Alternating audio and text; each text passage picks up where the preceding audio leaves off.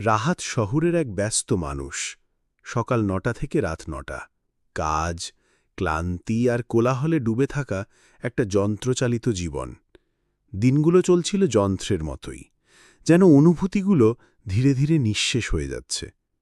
একদিন হঠাৎ করেই রাহাত সিদ্ধান্ত নিল সবকিছু থেকে একটু দূরে যেতে হবে।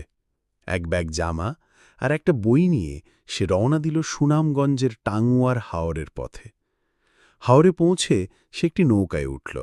চারপাশে শুধু পানি, পাখির ডাক আর দূরের সবুজ। মোবাইলের নেটওয়ার্ক নেই, নো মিটিং, নো অফিস। নৌকার মাঝে একটি চায়ের কাপ এগিয়ে দিল। রাহাত চুপচাপ সেই চায়ের কাপে চুমুক দিল আর তাকিয়ে রইল হাওরের সোনালি সূর্যের দিকে।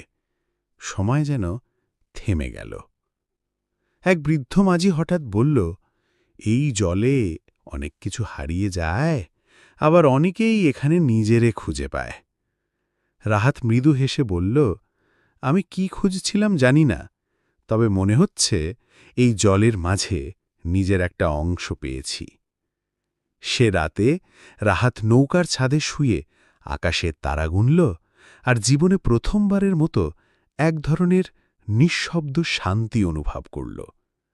সেই ভ্রমণের পর শহরে ফিরে গেলেও রাহাত আর আগের রাহাত ছিল না।